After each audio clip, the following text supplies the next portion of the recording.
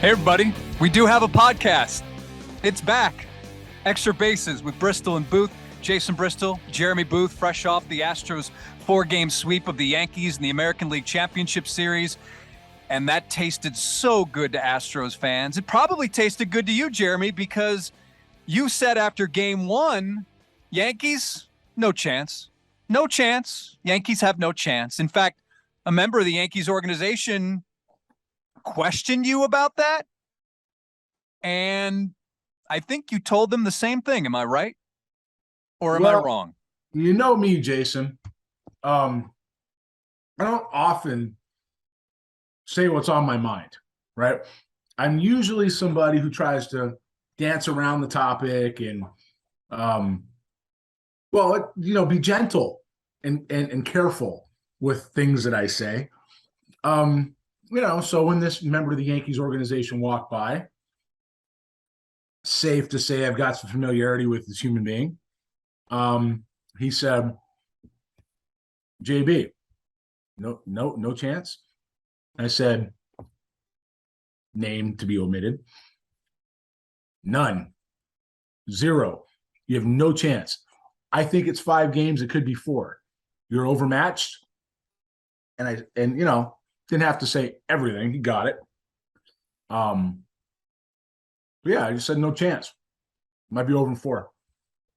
And what I saw out of that was some absolute dominance by the Astros and how they're playing baseball. And I've been told by those little birdies out there who talk, because those people, front offices are paying attention. And you should pay attention, because this is winning baseball that the Astros are playing. It's not ambush baseball. It's not swing and miss baseball. It's not analytic or not analytic. It's baseball. And this is a good club. And, Dusty's done a great job. James Click has done a good job in adding some of the pieces they need to be competitive and continue to go forward. The international scouting that obviously preceded James Click did an excellent job. The amateur scouting that preceded James Click had some lapses, but the cupboard that was left by Bobby Heck and Ed Wade, which I don't know if we've ever talked about them on this podcast before, but Bobby Heck and Ed Wade, they were here before Luno, just, drafting all those players. I don't know that you're going to see in your lifetime as successful a drafting history as that group to leave the cupboard so full for the Lunow and Elias group. And I have to include Mike because Mike's the GM now. I got to include him, right? So Lunow and Elias group, to turn that into trades and waivers and do what they did best, which is what they did. Yordan Alvarez for Josh Fields, like all that's missing. That's like the trade of the century. Like, you got to be kidding me. It's unbelievable. And to have James Click augment that in a system that's pretty empty, right? And even Jeremy Pena, as good as he's turned out to be a regular, that was Mike Elias. That wasn't, give credit where credit's due. That was Mike. Mike's got Bregman. He's got Tucker. He's got Pena. And he might have, was Hunter Brown his too? I believe so, yeah. Yeah, so he's got 4 guys. That's it. It's not good. Because Elias left when? After 2020, right? Or before 2020? 2019. Yeah. I think Hunter Brown was 2019 draft. Okay, so then that would be that would have been Chris Gross, right? That would have been him. So, you've got some guys that are coming together. So Mike's got 3 guys that he drafted that are in the big leagues here. The rest of the guys are, but when you look at what the international scouting did to augment it and the trades and waiver claims from the first group, it's just an impressive way to build it. And the Astros have once again found a way to resurrect themselves and are now relevant again for another 5 to 7 years. You're looking at almost a 20-year run by the time all this is done. This thing started where they got good in 15, right? That's 7 years. If they open, wait. So you're saying now that because of what's happening, because for a while you said, oh, the window, it's almost shut, it's closing. And it was. So you're saying after Verlander goes, with Correa gone, You're thinking that this thing is going to be able to sustain itself? Yeah, and here's why. Because what happened is the Astros were able to give themselves some payroll flexibility, so they're able to keep some of the people here they needed to keep. They had a fourth round selection that's turned into at least a regular. He's an everyday shortstop. Okay, Third round. Was he third round? Third round. And you've got, that's almost like in Seattle when they had Kyle Seager making up for Dustin Ackley, right? So you've got that. You got him in the third round. You've got the international scouting, which has done an unbelievable job on the pitching. And you've got some trades and waivers that they've done through other organizations now to get some players into the system onto the big league roster that are complementary pieces. And Dusty Baker has changed the culture entirely. So on the surface, the window was closing. There isn't anybody who thought this international group, and I mean anybody, was going to come to the big leagues and do what they've done. Nobody thought Yordan Alvarez, except for one guy, was going to be what he's turned into, right? And so when you put all of these pieces together, Tucker buying into making adjustments, getting away from the uphill swing and miss. I got it with the new coaching that was there with his mindset. Which is a testament to Alex Cintron and Troy Snitker and those guys. I mean, that's who's taken Kyle Tucker and Gary Pettis and help him become what he's turned into. So when you look at that group, you now have a nucleus together that can keep this window of competitiveness open 5 to 7 years. That's how this works. And all of that started with Bobby Heck back in 2008. It just took to 2015 to show up because each player leads to the next player. So now they get good. It's 2022. That's 7 years, right? Was 15 the first year they made the playoffs? It was, right? 15. So that's 7 years. This team's going to be not going to go away in the next 2 or 3? No, that's a decade, right? If you have enough to repeat the cycle again, or at least extend these guys, that's another 3 to 4 years. So you're looking at, a 15-year window. I think that's legit that most organizations don't have. The Yankees haven't had that. The Red Sox haven't had that. They're relevant at any given time. The Phillies certainly haven't had that, right? I mean, the Dodgers have had a window like that, but they can't ever close a deal in the postseason because they're built differently. So when you have all this together, the Astros are in a golden age of baseball, and the World Series trophy is going to run through Houston for the foreseeable future. MajorLeagueBaseball.com, MLB.com recently put out its Astros Phillies position by position breakdown as we head into the World Series.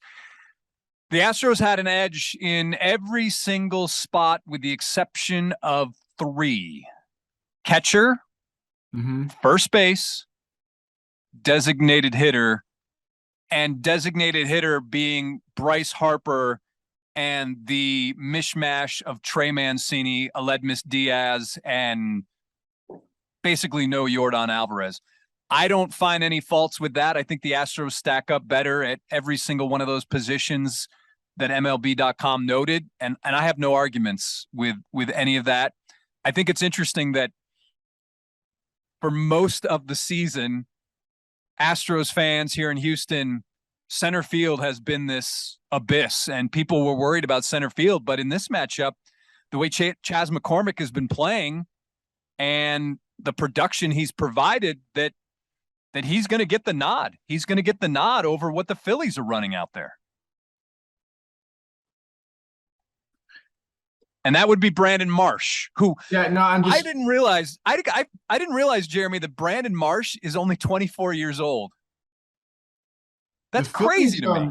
The Phillies have gotten, since the Dombrowski regime change, they've gotten hot at the right time, and they've gotten culture. So culture is so important. They've gotten culture, and they've gotten buy-in from the people that they have. Bryce Harper deserves a nod over pretty much anybody he's going to be matched up against. I mean, we're not talking about Mike Trout or Manny Machado or something that's going to be more apples to apples. But the Astros don't have anybody that electric that isn't named Bregman or Alvarez, right? Even Altuve, as good as he can be, hasn't been the Altuve in the postseason. So right now you've got Bregman and Alvarez, you got some Tucker, you've got some people that can fit in, but none of those guys are really what Bryce Harper can do in any given swing. Okay, except for Alvarez. Now, Rhys Hoskins is at first base. That's over Gurriel and Mancini, right? Or Mancini's in the DH hole, so it's over Gurriel. That's easy. Although Yuli is a professional hitter, one of the best still. It shows why he's one of the best in the world with his instincts and his feel to hit. But Rhys Hoskins is Rhys Hoskins in the story. And then Real Muto, The way the Astros have, the catching they have is very complimentary. It's not aircraft carrier oriented. Real Muto obviously can do that. So that makes sense too. The Astros should, on paper, win this in 6. And I don't, it's not, to me, it's not 4 and it's not 7. Because those guys that we talked about with the other pieces that are complementary, the Marshes, the Stotts, the way that they're, the Castellanos, right? The kid at third for the Phillies. Yeah, the way those guys come together. That's kid Alec Boehm. Is that who that is? Yeah, the way those kids come together, the way those guys are coming together and play, they got a pretty good mix. But those guys any time can take the game over and change it, right? They're very mistake driven and they're very complete in some of the other ways too. So they're not going to be afraid to play aggressive baseball, and it's a much better series regardless of how it's tilted than people think. What about this idea of momentum that, the Phillies, although the Phillies did not play well in September and they had to find a way to get into the postseason at the very last minute, the Astros 7-0 thus far in the postseason. And I think everybody always worries about that hot team like the Nationals or the Braves. I wonder if this 4 or 5 day period between games would pump the brakes or cool all that quote unquote momentum that these teams have. Do you believe in that? And do you think that this break that they've had will not make momentum a factor? I mean, the easiest way to say is I think momentum is a big deal. I think rhythm and timing in your game and consistency is a big deal.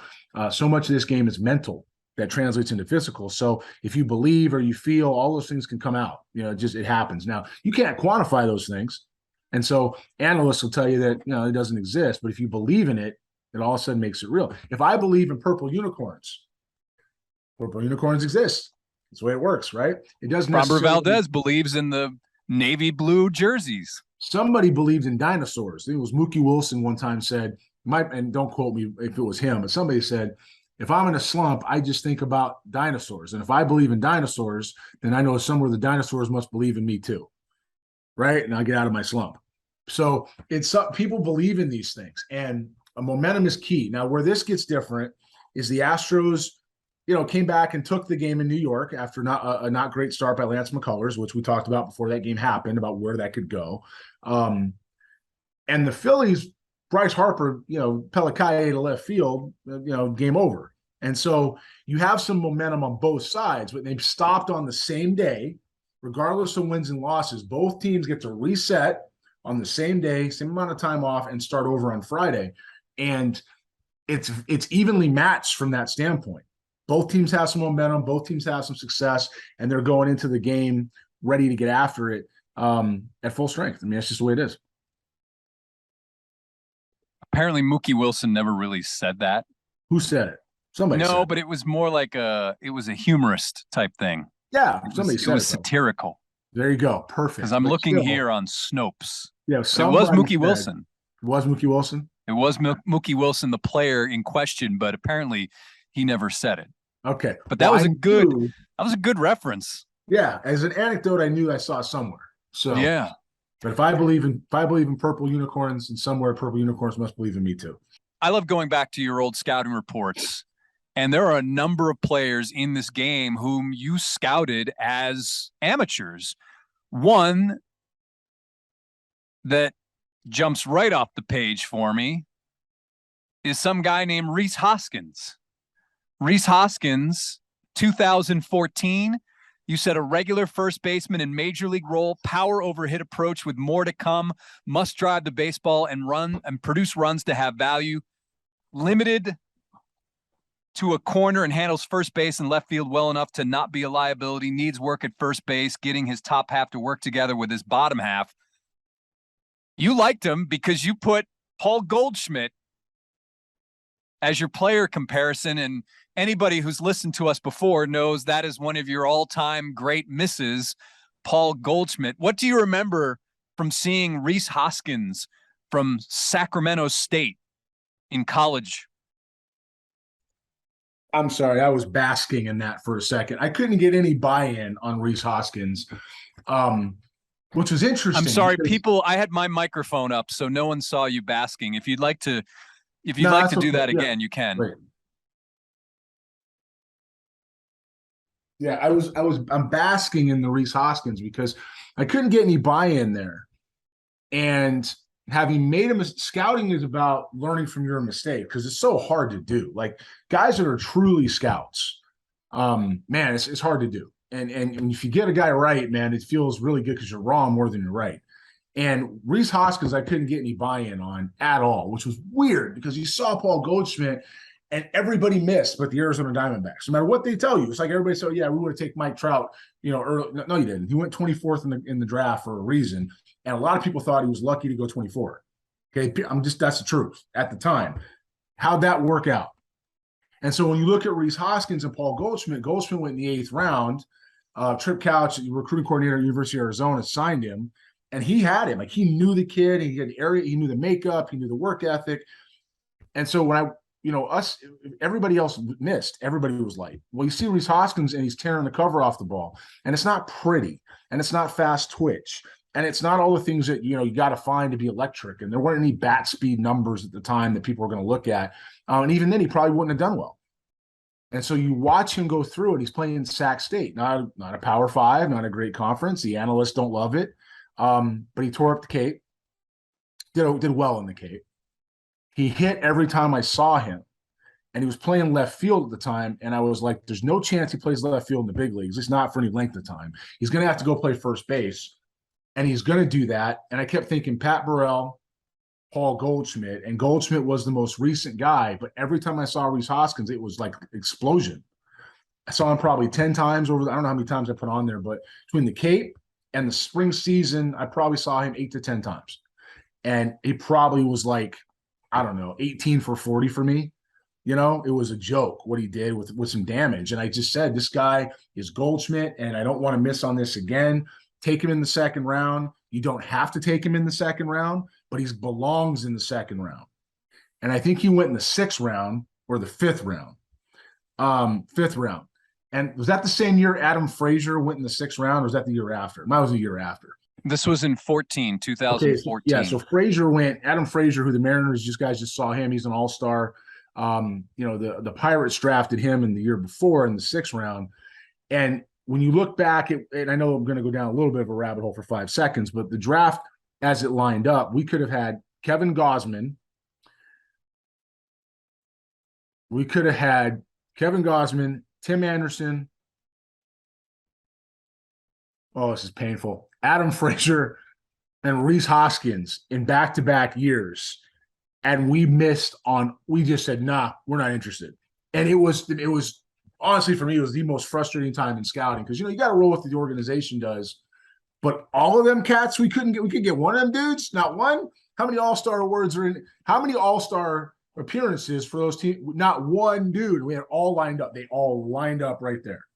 So with Rhys Hoskins, what you saw at the time, even now I'm getting excited, man. It's flowing. Like a Rhys Hoskins, you saw somebody that had power, that could hit, that can control the zone, that moved the lineup. And I don't mean like moved it along to the next guy. I mean, he generated and the energy that came off his production, like it energized that lineup.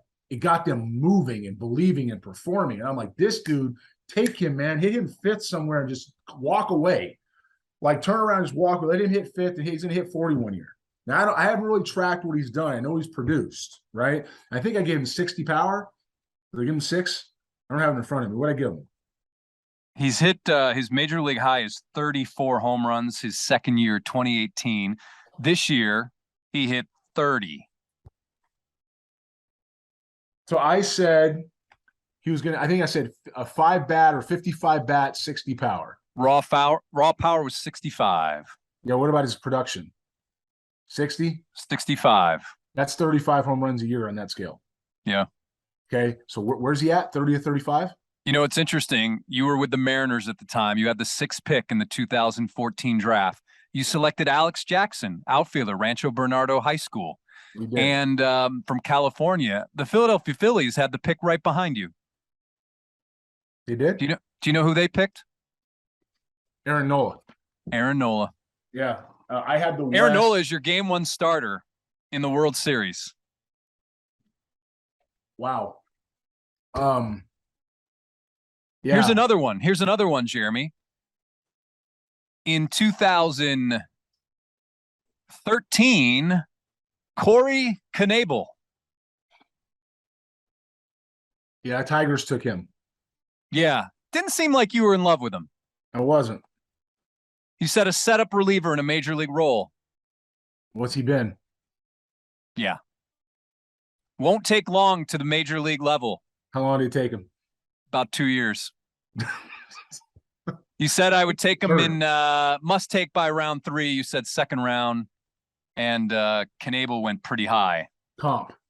Sandwich big. Yeah. Yeah. I'm okay with my eval record if that's where we're going. Like I'm all right with what way it worked out. I mean, funny thing is at the time there was so much hate because I was getting these guys right. Like, it was just like it was hate. Don't care. Got them right. Move on.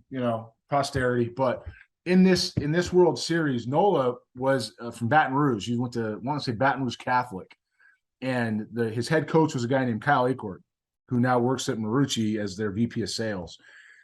And Marucci's involved with the series, and Kyle's a great dude. But, Kyle used to talk about Nola, and he said what he used to be able to do was throw it wherever he wanted all the time. Didn't matter. I saw Nola in high school. It was a little bit of a loopy breaking ball. It was a little bit of a stiff arm, but he could put it where he wanted. Went to LSU, and oh my goodness. He was a guy that college really made into something. But, Nola's got game one. Him and Verlander, that's not a lock win for the Astros. If you got Hoskins and Real Muto and Harper and Bohm and Stott and the Marsh kid factors in somewhere. Who's playing second base for the Phillies? Is it Segura? Segura's on the bench, right? Yeah, it's Segura, yeah. So but now Verlander in his last start of the regular season threw 5 no-hit innings and struck out 10 against the Phillies. And the Phillies, I don't believe they had clinched yet.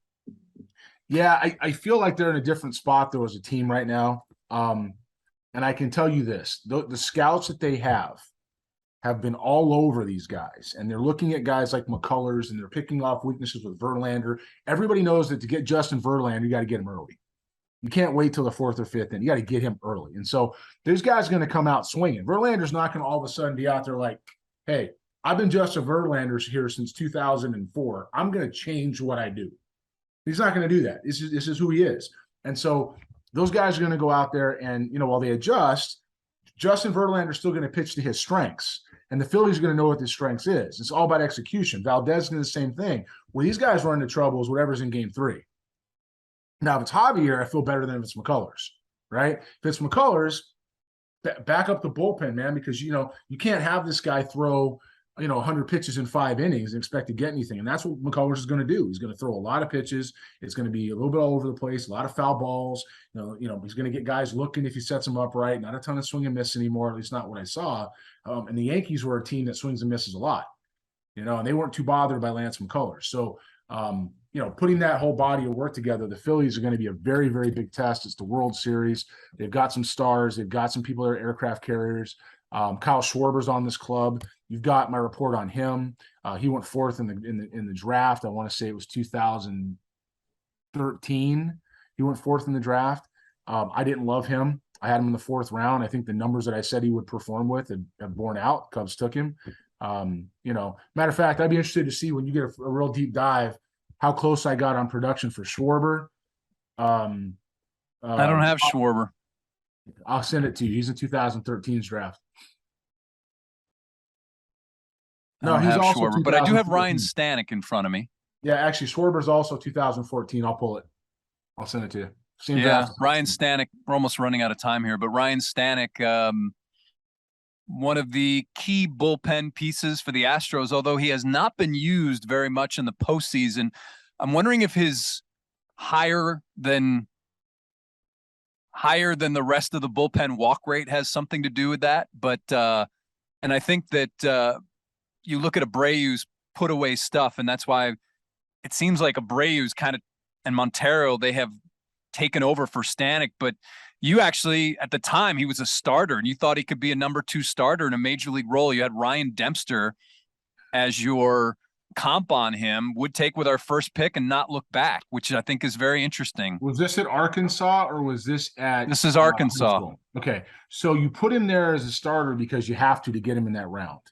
Now, where we were picking to consider him, even talk about, and he wasn't going to go up there, and we knew he wasn't going to get to the second round. And I want to say Tampa took him in the back of the first. Is that right? He was selected in the first round of the 13 draft by the Rays, and he was the 26, 28, something like that.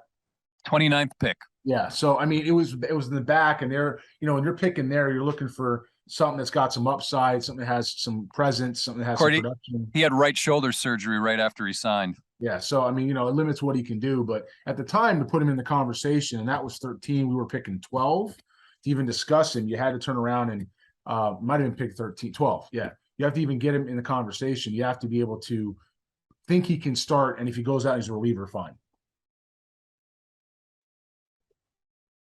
It's going to be a trip down memory lane, this World Series, huh?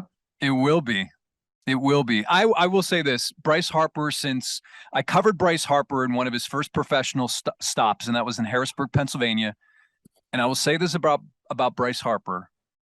You got to respect the way the guy plays. Do you remember when he first burst onto the scene as a professional? He went to the Arizona Fall League, and some of the players and some of the other competitors in the league were kind of taken aback about how aggressive and how much hustle he was showing. And It's like, really? Come on. Like that's a great sign. And maybe you should look at yourself in the mirror and say, why am I not doing that? But that's my 1,000-foot view on Bryce Harper, the amateur. I think you're and right. Then obviously as he became a professional. I think you're right. The one thing I would say that I saw is apparently when he was at Southern Nevada? Yeah. They played San Jack. And there's a picture of him basically spiking the first baseman's stretch foot. And I feel like that's hustle at that age and frustration and passion getting the better of him. We haven't seen him be a dirty player, since he signed. He's definitely been a confident player. He's definitely been the chosen one, if you will, for a long time. That carries a lot of weight with it and a lot of heaviness with the crown. And, he's made his money and he's gone out and he's performed and now he's where he should be. So the one thing you won't see this Phillies team do is take plays off. They will not jog down the line. They will not lay out for ground balls. They will not take bad routes. They are going to play fundamental baseball and they are going to hustle doing it. The energy in Philadelphia and the commitment demands it. And that's what they're going to bring to the table.